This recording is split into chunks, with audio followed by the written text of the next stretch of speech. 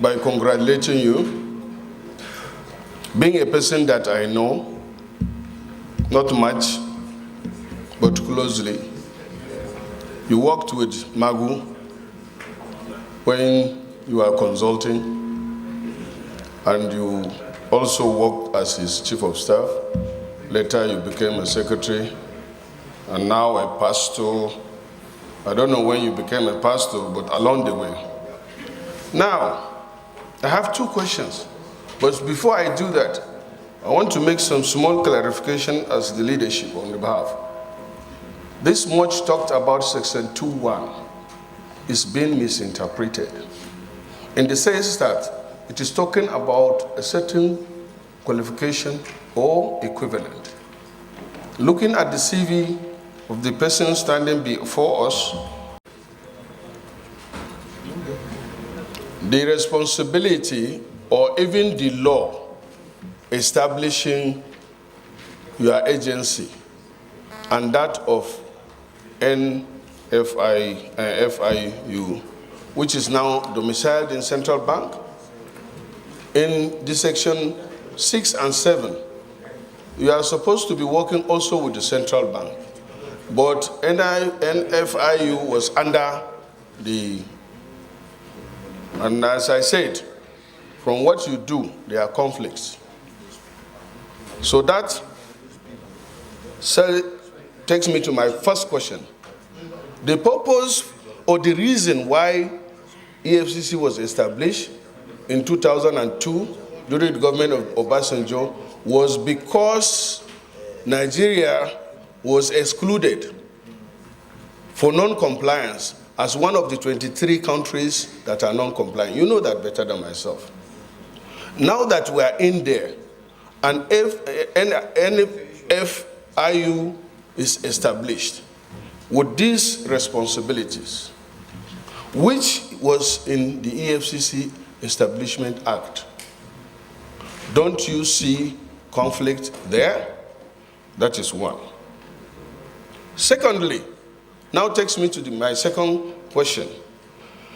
I see the powers you have in section 6 and 7. The silent one there is the most important, and that is the unexplained wealth order.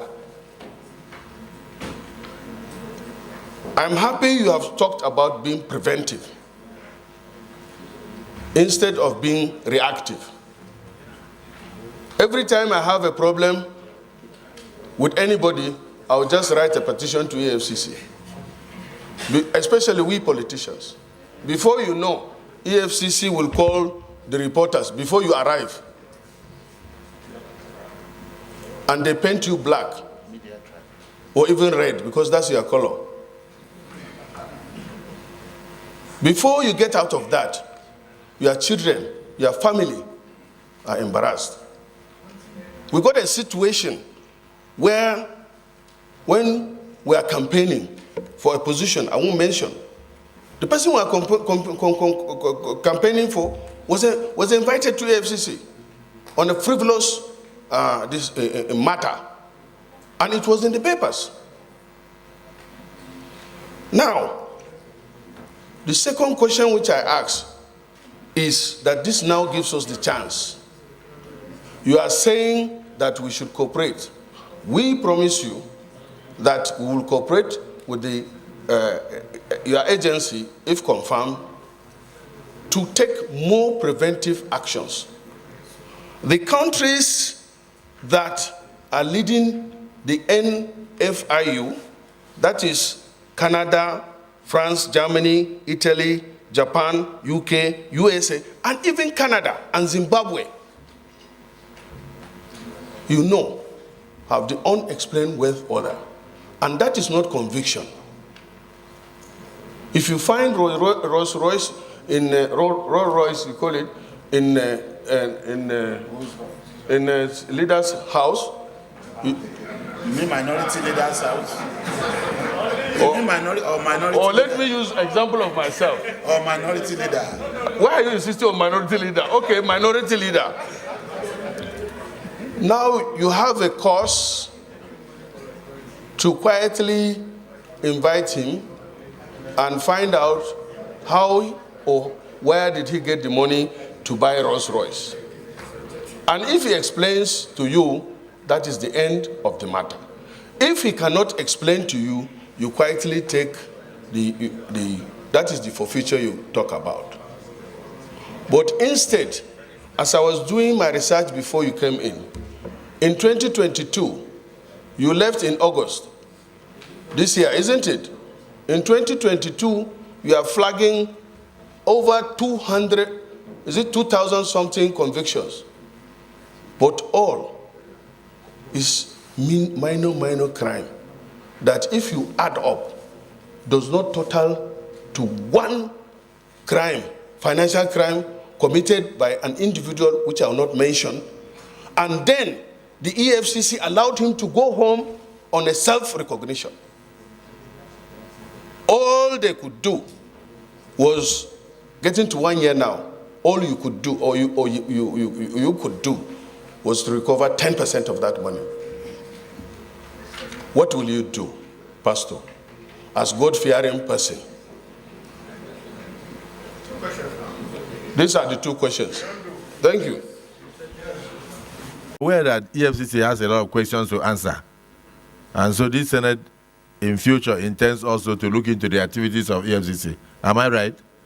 You are talking about yourself. It means that the person who wrote petition against you when you were a local government chairman was not a high-profile person. That is why you were not even invited by DSS. That is why you were not invited by the IG. But what about where you have invitation to appear before DSS, appear before the IG, appear before the ICPC, appear before the EFCC, and it's all organized? How do you explain 98 petitions written against one human being, and none of them has any merit? So he has, what you are indirectly asking him is how will he treat frivolous petitions against politically exposed persons, which all those investigations also cost money, taxpayers' monies. At the end, you don't find anything against that person, and the country has lost a lot of money. So these things are there. So, Chairman, incoming Chairman, if approved, yes, because if you do so, if the hallowed chambers of both houses can look at that to avoid double jeopardy. That's one. It will be necessary to look at the possibility of merging the two, so that we don't continue with hounding Nigerians. And then Senator Alero, the minority leader pointed out it was a local government chairman, and election was coming. For me, I've had my own share, where even a letter informing EFCC that I would not be able to come on a frivolous petition was released by the office of the chairman of EFCC to Sahara reporters. You see the chairman's stamp on it. He released it to Sahara reporters just to embarrass me because of 2023 elections. But to the glory of God, I surmounted it, I'm here. You know, so for me, I don't think we should waste time with the EFCC. We need to take a thorough look at the EFCC and look at whether the act setting up the EFCC even allows them to function, because there's too much discretion.